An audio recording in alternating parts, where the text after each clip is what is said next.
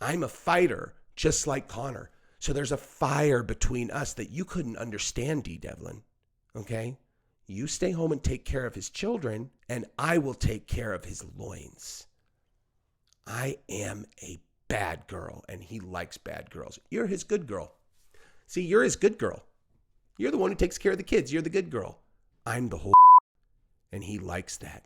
All right, Jesse on Fire, welcome back. So we're going to talk about UFC 292 a little bit. We're going to talk about Ian Garry and Neil Magney because I have to talk about that situation again. And he should sit there and fucking sit down, shut up, and just reflect on what he said. Watch some of these clips, and man, it is hard to watch. We're going to talk about that, and then we're going to talk, well, first, actually, we're going to talk about Conor McGregor because a video emerged of Conor McGregor from the Anthony Joshua fight that is so unbelievable to me that it has to be, like, I have to show it to you guys. I sent it around to everybody. It's the most disrespectful thing I've ever seen someone do to a fan. I think I could say that relatively safely. Outside of, like, I guess Master P's brother, C. Murder, I think he actually killed a fan. So that's worse, obviously. That's significantly worse. But in terms of someone's, hey, man, I love your stuff. And then this is what the celebrity does to the guy. It's unreal, okay? Now, obviously, celebrities sometimes are just like, look, I'm busy, man. I can't do this right now. Or like, get out of my face, man. No, I'm not taking a picture. Take that stuff out of it.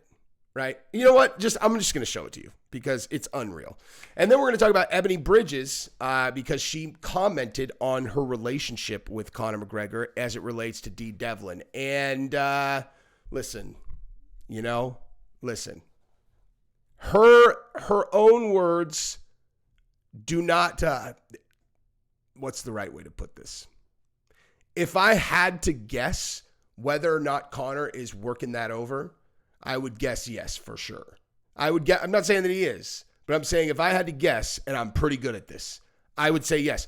And I think that this entire, she's a promotions girl. She was just working as a promotions girl. That's a nice cover for your side piece to go to a fight with you. You know what I mean? Oh yeah, babe, we're gonna promote the new stout. We're just gonna have some promotions girls there, whatever. And then it's like, and I'll have this little 108-pound dime piece pro boxer that I clearly am very close with, and she's gonna just work as a promotions girl, so she could sit right next to me at the fight, and it's fine. We're just promoting stout. And then, but Ebony actually spoke specifically about D. Devlin, and I think what she may have been saying is that Conor has an understanding with D. Maybe. We'll see. So we're going to talk about that. Yeah, that's what it is. Now, if you have not subscribed to the channel yet, I would appreciate it if you did that. We are growing fast, but I always have really slow weeks when there are pay-per-views. I always have slow weeks going into pay-per-views, and then I have huge weeks afterwards. So if you would like to help me cure my blues of my slow week, you could subscribe to the channel. I would do it for you, I promise. The content's not free. All it costs is for you to subscribe. That's the cost. You can steal it, or you can just click subscribe one time and you have paid. I love you guys. Thank you. All right, so let's go ahead and start with the Conor McGregor video because, again, I'll just let you see it, dude. Watch this. So here's Conor McGregor after the Anthony Joshua fight. He goes and shakes hands with the man who just lost. He realizes afterwards, oh my gosh, my hands are dirty. What am I going to do? I need a rag. I need something useless. Here's a fan. I'll use him as the useless thing that I wipe my hands on. So Conor, yeah. Let's see it again. Okay. So he gets sweat on his hands. His hands are dirty. He's looking around the way that you and I would look for a rag or a napkin, right? It's like, hey, somebody have something, Or maybe you could just kind of wipe it on the bottom of your own pants, I know it's an expensive suit, but it's you that got the sweat on you, Conor turns around like you would look for a rag, sees a peasant fan, goes over and pretends to be friendly with him. Hey, what's up, man? How are you? Handshakes, and then wipes the sweat on the guy's jacket. Now, I don't know, man. Am I overthinking this? That's like, what? Like that took, when I saw that, I was like, wow. I showed it to Gabrielle because she knows, dude. She knows I'm a huge Conor fan, dude.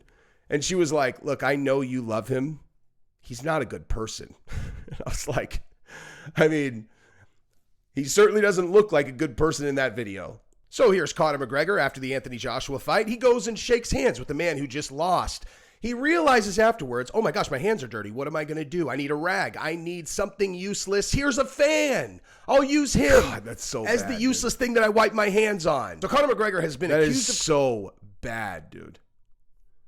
It is so bad. By the way, if you don't follow me on Instagram, you definitely should. Real Jesse on Fire, and also on Twitter, Real Jesse on Fire. So give those a follow. But yeah, so that was the video that I wanted to show you guys. I don't think I oversold it, dude. Do you think I oversold it when I said it's like the most disrespectful thing I've ever seen someone do to a fan? Like, again, when you wipe filth off of your hand, you wipe it on something like useless. You know what I mean? Like you look for the least useful thing and you wipe it off on like a rag or a napkin, whatever. He literally walked up and pretended to shake hands with a fan and wiped it off on his jacket. It's so crazy to me. Like, dude, the guys at an Anthony Joshua fight. You think he didn't you think he didn't consider what he was going to wear to the fight? You know what I mean? Like his outfit is totally irrelevant. Like let's see what this guy was wearing actually. As the useless thing that I wipe my hands on. Afterwards, oh my gosh, my hands are dirty. Let's see what am I going to do? Wearing. I need a rag. I need something I mean, he's in the front. I guarantee that is one of his better shirts. You know, this is one of his better shirts, and I'll use him. Thanks, man. As the useless thing that I wipe my hands on. So Conor McGregor has been really appreciate you. Look at that face. Little known secret: if you freeze frame my face while I'm doing a video at any time, that's what I look like. So yeah, that's what I got on that. And now let's move over to the to Conor's side piece. Okay, this is Conor's side piece, bro. This is an old entrepreneur trick, okay? This is an old entrepreneur trick. If you own a company that you can hire promotions girls for, you can then use the fact that you do that as an excuse to have your side piece, whatever, with you, right? Okay? Why would Ebony Bridges be working as a promotions girl for Conor's company? Do you know what I mean? Does that seem normal? Or is that his side piece and he's figured out a way for her to go to the fight with him? You know what I mean? He always has to take D. Why wouldn't he get to take a side piece? Do they look like they're not chummy? I'm just saying, dude. So let's see what she said to D. Helena's fight featured Ebony Bridges as one of the models promoting Conor McGregor's Forged Irish Stout. However, the collab drew significant criticism from fans who felt that Bridges appeared too comfortable around McGregor, who is a father of 3 with D.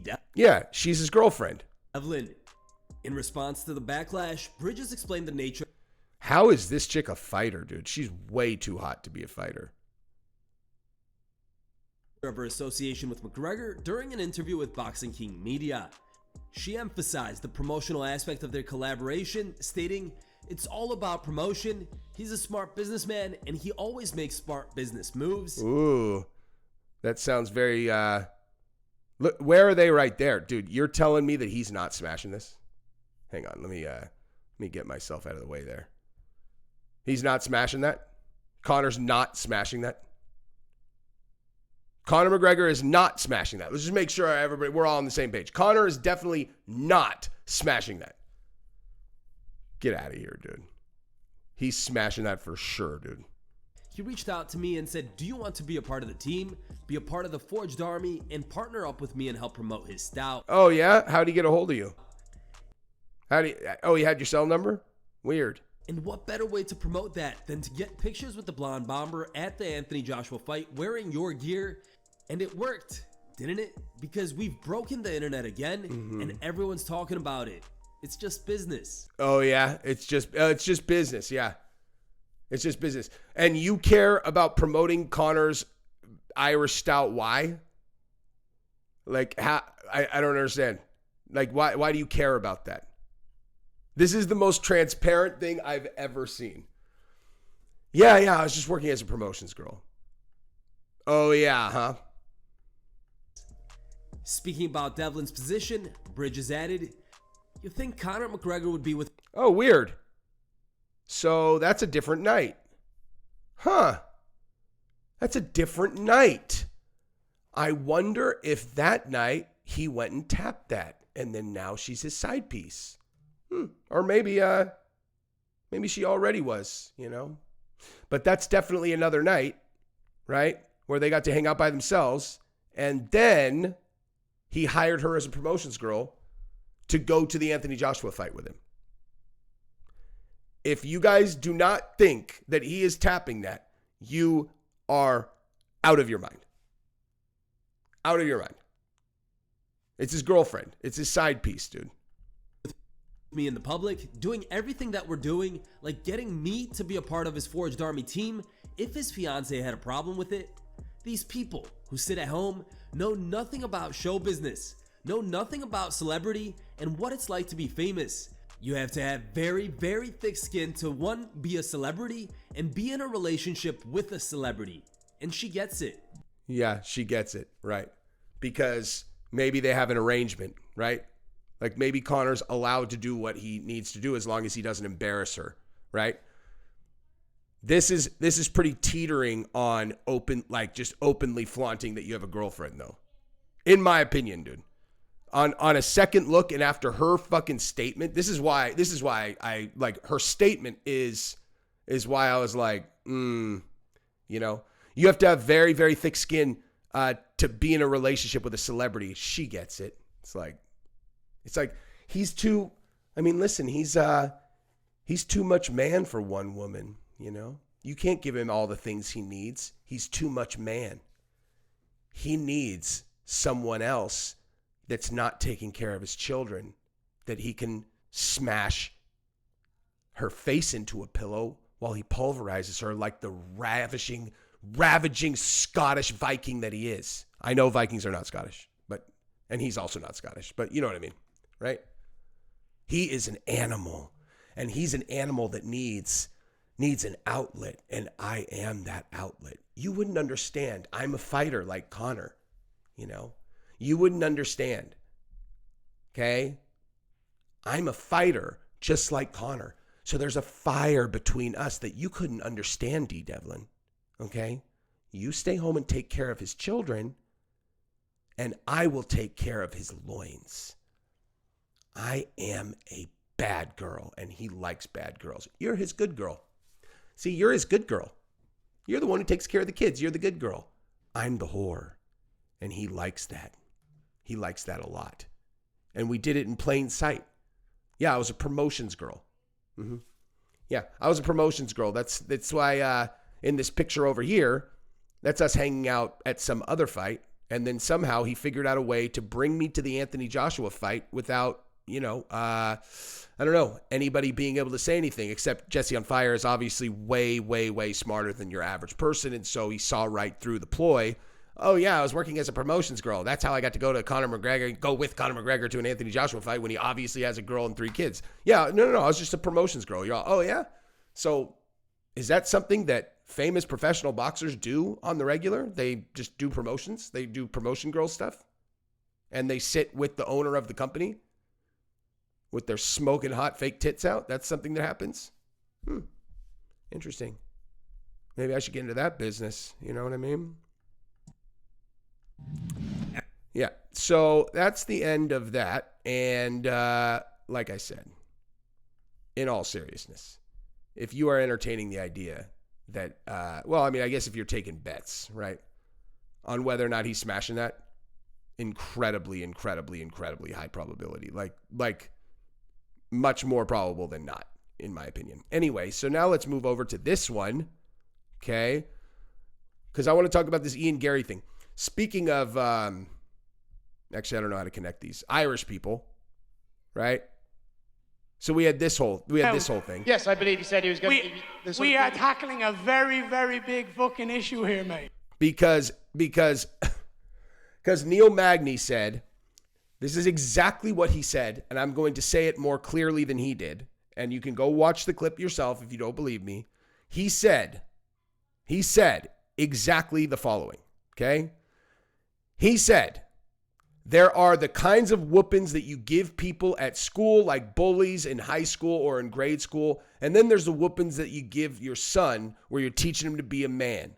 I'm going to give Ian Garry that I've gotten really familiar with that kind of whooping because I'm a father. And I'm going to give Ian Garry that kind of whooping on Saturday. That's exactly what he said. So he was sonning him. Okay? Like, hey, come here, little son. You know, come here, little son. I'm going to spank your little bottom on Saturday, little son. Okay? You're going to get whooped like you're my little boy that I'm teaching how to be a man. It's trash talk. Okay? That's what he was saying. And Ian Garry is acting like Neil Magney just promoted beating the hell out of kids. It's so stupid. It is so stupid. And he should sit there and fucking sit down, shut up, and just reflect on what he said. Ugh. I will have to go to Neil. Neil, I'm curious what you think when you hear this. No. Neil's not answering a question. He's going to sit there and he's going to be quiet. Nobody, there is no right to ever put your hand on a kid.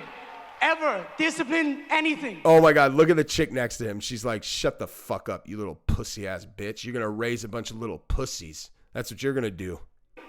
You want to play victim so bad, bro. Mate, you're a father. You never lay your fucking hands on a child ever. Oh my God, I can't.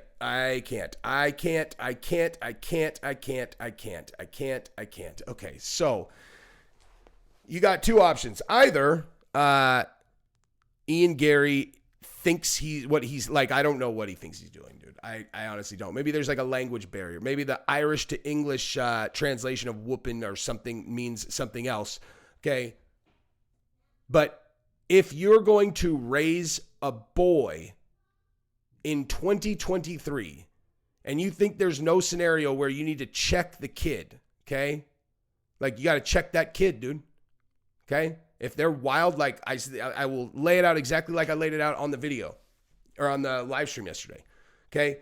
There are things that children are not allowed to do. They can't do it, dude. Like kid cannot do this. And the example that I like to use is throw a tantrum in public, okay? Especially at like a public gathering that you're at with all the people that you know. Okay? Your kid starts flipping out, screaming in your face and crying. First of all, if you've got your kids under control, they would know better and wouldn't do that in the first place. You want to know how many like public tantrums our kids have ever thrown? Is zero. Literally none. At least none that I can remember. Because they know. We talked to them about this. It's like, dude, if you want to go, like you have a moment when we're at home, that's one thing. When we're out in public in front of people, absolutely never. The whatever you want to happen, it'll be the exact opposite and worse. That is never a way to deal with us in public ever, or at home, but especially in public. But pretend it's not our kids, okay? Pretend it's just someone else, and pretend like we have girls, okay? Girls listen, right? So let's say I had a little young version of me, right? A little rambunctious shithead. And I'm at a party with a bunch of people and I start embarrassing my parents by being a little brat. No, I want to use the lighter. Like we're lighting off fireworks or something, I'm going to use the lighter, mama. No, I won't give it back. No, I won't give it back. Okay, so what do you do, Ian Garry? What do you do, right?